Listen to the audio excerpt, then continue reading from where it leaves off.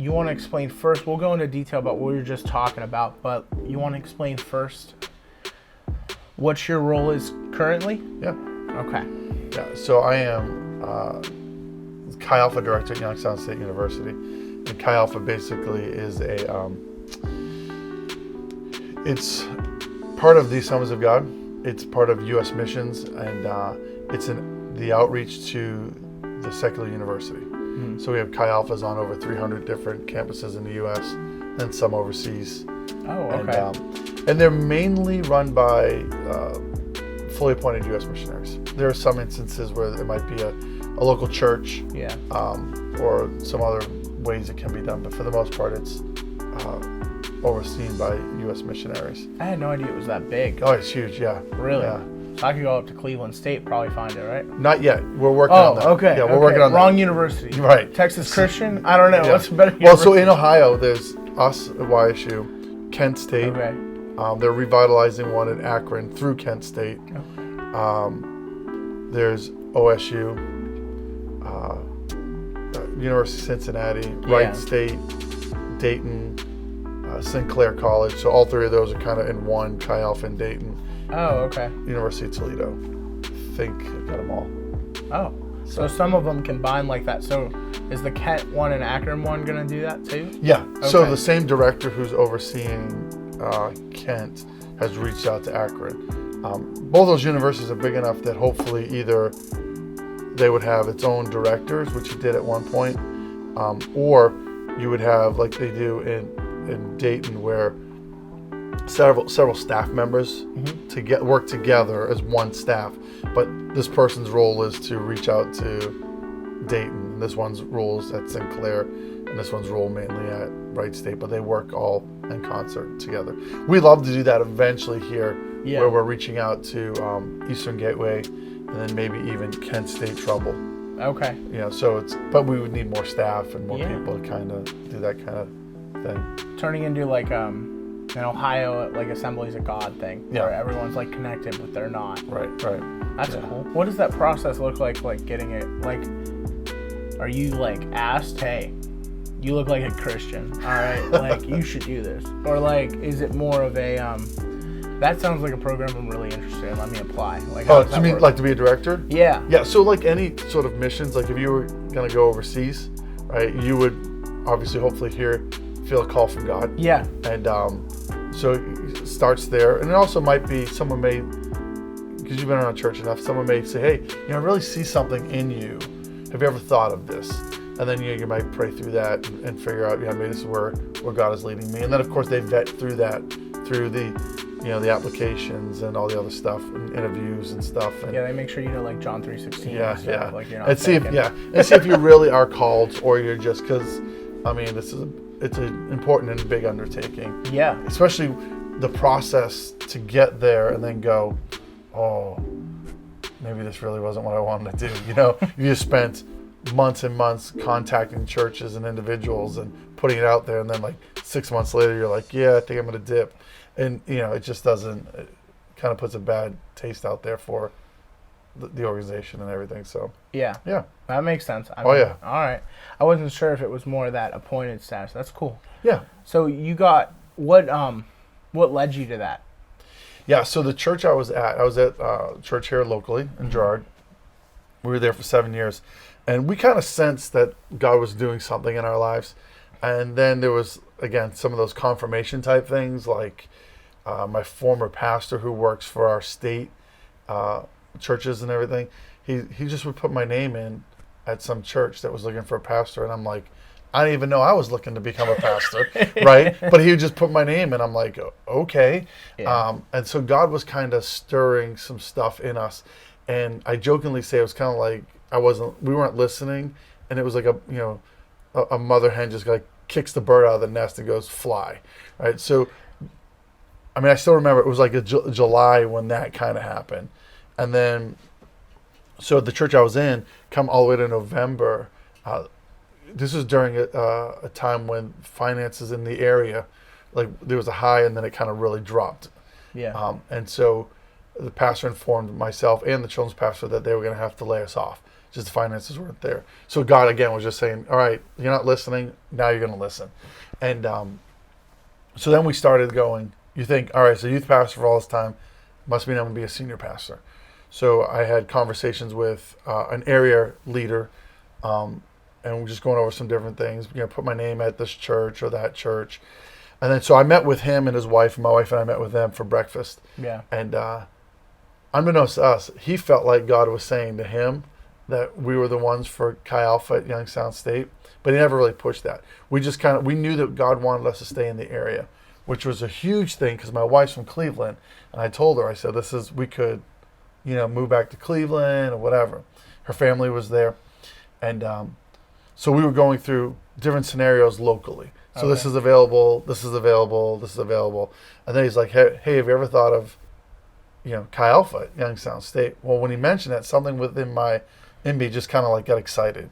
And so that started the journey. Yeah. I had a friend of mine who I knew who was the director at Ohio State. I call him up, connect me with this person, that person, whatever. And then I find myself a month later at like this leaders conference for Chi Alpha in Indiana somewhere. And it was kind of like, all right, God, I'm going. You're going to show, I need to know. And by the end of it, I just knew that this is what God had for us. Yeah. So that's kind of like how the journey started. And then it's funny because later on, God reminded me, I went to the University of Valley Forge. Mm-hmm. That's where my mom went. It's where your mom went. Yeah, I was gone a little bit before she was. I think my wife was there at the same time she was there. And whenever I tell my mom I'm going to see you, she's always like, oh, I haven't seen them in so long. Actually, I was actually at the church a few weeks ago on a Sunday. Oh, really? And I saw her walk by, and she was on her way to do something. So she'll probably get mad that I didn't say hi. But anyways, so I can take you to the spot on our campus. I can still see it in my mind where I felt like the Lord was saying I'd work with college students one day, and I always thought it would be as a professor, right? But I'm really not that smart. But anyways, I always thought it would be as a professor. Yeah. And I look back at that and go, oh, wow, this is what was a confirmation from what sometimes you get in those. You just get in the daily life of things, and when things go great, it's like great. But things when they don't go so well, you're like, all right, is this really what God called me to do? But those are the things that you hold on to. You go, oh yeah, God did call me to that, and you see it through that. So we were talking before about how does the funding for a program like that go? If you could break that down. Yeah. So again, I'm a fully appointed U.S. missionary, so I get paid through churches and individuals who support us monthly, just like if I was going anywhere overseas, right? So so I have an account in Springfield, which is where our national office is, and so all their money goes that way, and then I get paid once a month to do what I do, so I can do it full time. And then our students, they tithe to the group, they give to the group. We do have sometimes people will just give right to our group, YSU Chi Alpha. Okay. And so that helps out with different things. But we try to get most Chi Alphas, they try to become, so you have the director's salary, that's done by that way. And then the Chi Alpha kind of operational stuff, you want to be self-supporting, like self-sufficient. Okay. So we take up offerings in our main meetings, things like that. Students tithe to our group because, for some of them that live on campus, that's like kind of their church. And so that helps any programs and things that we do. We do support. We support 2 missionaries. Oh wow! One of them's the Elifs. They do Chi Alpha in Lithuania, in the Baltics, which is over by Russia. Okay. So we support them, and then we just picked up Matt and Liz Clark, who were the youth pastors at Highway Tabernacle. And they're now doing Youth Alive for Ohio. So we picked them up as well because we just feel like what they're doing needs to connect with what we're doing. As high school students kind of graduate and go into, if they go to a secular university, they need to get involved in Chi Alpha. Yeah. And kind of keep that going. And then we also have a child that we support through Compassion International. That's awesome. Yeah, and we do other little projects here and there that we can. So how many services do you guys have services, or do you guys have just like get-togethers? Yeah, so our meet and greets, Yeah, the main thing that we do in all of Chi Alpha, if you talk to any Chi Alpha director, our main focus is core groups. Yeah. Okay, we want students involved in core groups, and these are groups that are. I always jokingly say we don't call them Bible studies, because Bible studies to me says one person speaking and everyone kind of sits there and writes things down, right? It's a group of students who we want them to do life together. Yeah. Right. So that does include Bible study. They do study the Bible together, but they also are eating lunch together, dinner together. They're studying together. They're going to, let's say, like the Canfield Fair together, or one of sporting event, whatever it might be. They're doing life together. It's a little bit tougher on a university like ours because they don't just live on campus. When you live on campus, you just spend time together by accident because you're just around each other. So core groups are huge, led by students mainly. I still do lead a core group because we always want to stay connected on what they're doing, and but I'm also investing my time into our leaders as well. So then they invest their life into them. Very biblical Jesus model of disciples who make disciples who make disciples who Only make 12 disciples. members. Yeah, no, yeah, that's it. Which one of you is Judas? Yeah, that's right. Which one of you is going to stab me in the back? No. But the other thing too is they're trying to replicate themselves because hopefully they graduate, right? Some of them may come back and do a give year like Alexis is doing. Yeah. But a lot of them are going to graduate and move on. And if they don't reproduce themselves, we'll die out. All right. So then we have on Tuesdays at 4, we have a large group gathering. One of our groups in Dayton, they call it their main meeting a collection of core groups, which I love that idea. Yeah. So it's basically time together, and it looks like a service.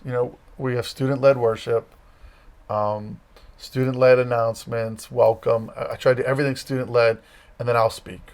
But eventually we'll like to have students speak, or we have guest speakers come in and stuff like that. It's only an hour long because we know students are busy. Yeah. Got a lot of stuff going on.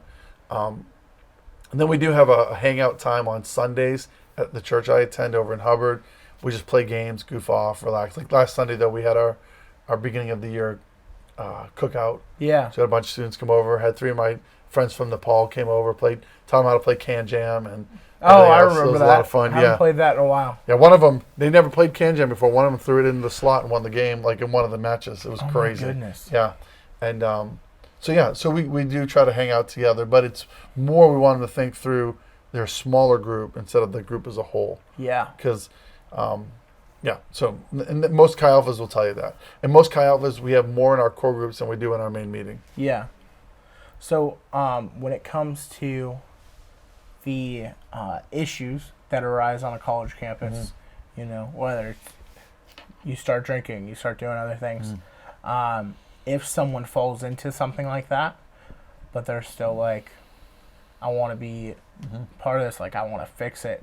What does that process look like on your guys' end? Yeah. So first we shun them. No, just kidding. Only for 2 weeks. Only 2 weeks. Yeah. Whatever, biblically, whatever it says. No. 40 days, 40 nights. Yeah. So, we have a lot of sayings. Like a lot of people have sayings, whatever.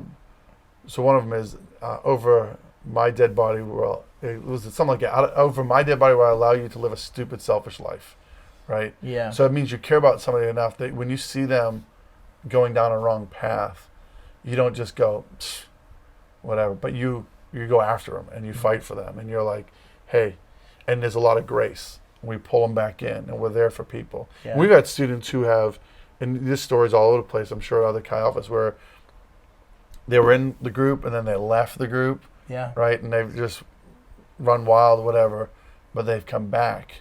And of course, we've sat there with open arms to allow them to come back, be a part of what we're doing, and then help them work through whatever issues they may have. Yeah.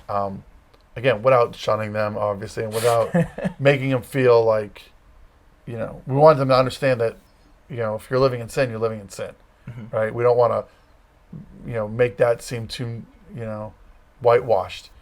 Sin is sin, but we also want to let them know that we love you and we care about you, and there's always a way back, because that's what God does, right? He's always a way back for us to come back. So that's the biggest issue I'm sure you guys face, right? Yeah, definitely. Because I know that's where I fell into even in high school. Right. Once you start going down that road, eventually something changed. But I was curious on how you guys handle that. Yeah. In terms of, is there a lot of opportunities at your group for question and answer and for asking, the questions that may not be the easiest to ask, but they're also not the easiest to answer? Like, are those kind of things encouraged? Yeah. Or how do those go? You know? So in our large group gathering, I'm a very interactive person, right? Yeah. Last night I had to go, like I said, to talk to some pastors. So I wasn't at our large group gathering. So I actually recorded my message, right? Which I don't mind doing it, but I also don't want to get into presentation mode. But it doesn't allow me to have that interactive part. We do a lot of interaction. As our group gets larger, it's harder to do that. So our room right now is set up. It was kind of by accident. The university did it, whatever, in round tables. Mm-hmm. So I may, be speaking on something, and I'm like, hey, throw it to their group. Like, talk about it around the round table. So that may answer some questions. But again, in core group time, you have a core group leader or two, and they have 3 or 4, 5, 10 people in their group. So that's where they can really get those times and those questions answered. Yeah. We also encourage what we call one-on-ones, so that students can have a one-on-one with their core group leader. Yeah. Where they get together over lunch, coffee, whatever it might be, and they can just talk and see how they're checking in to see how the person's doing. But also there's an opportunity to answer questions. And that's why also, too, life together is important. Very much. If we just wait for meetings, right? You look at the what Jesus did. It wasn't like he met with his disciples and said, hey, it was great. I'll see you next week. Yeah. We'll meet right over here next to the temple and whatever. It was, as they were going along the way, something would happen. And it was, now all of a sudden it's an illustration. It's a teaching lesson. It's a moment for disciples to learn from the master. Yeah. And it's the same thing with discipleship, is you've got to be close proximity with one another if you're going to disciple somebody. If not, they're just getting information. And it's more than just information transfer. It has to be that life on life. And those questions get answered there. And what's great about that model is I don't have time to answer questions for 50 people or whatever, 30 people. I can't. Yeah. But that's why you have smaller groups, and they can answer those questions with them. Yeah. Yeah. So how many people do you guys have in your group? Yeah, so right now it's hard to tell because we just started. Yeah. And we've had 17 new people show up in the first few weeks. And I have to look again at our core group list because my daughter's, her group just added 2 more. And so in our core groups, it's somewhere around 25 to 30. Okay. So that would translate similarly to our main meeting. If we get it, like any church, if we had everyone that had come at least once, it's probably in the 40s somewhere. Yeah. Because it's, we had some people come 1 week, some people come another week, and our third thing was last night. So. Yeah. Yeah. So. Well, what's the busiest time of year for you guys? Now. Now? Okay, Yeah. that's why I figured. Yeah. I wasn't sure if it. Fall startup is the crazy time, and it's not even super. It's crazy for us. It's crazier on a residential campus because people are just there till late. But it's been a crazy couple weeks for us, and you kind of get that, and then it kind of get into a groove, and then they get all stressed out near finals, and then So. But there's a nice rhythm with it.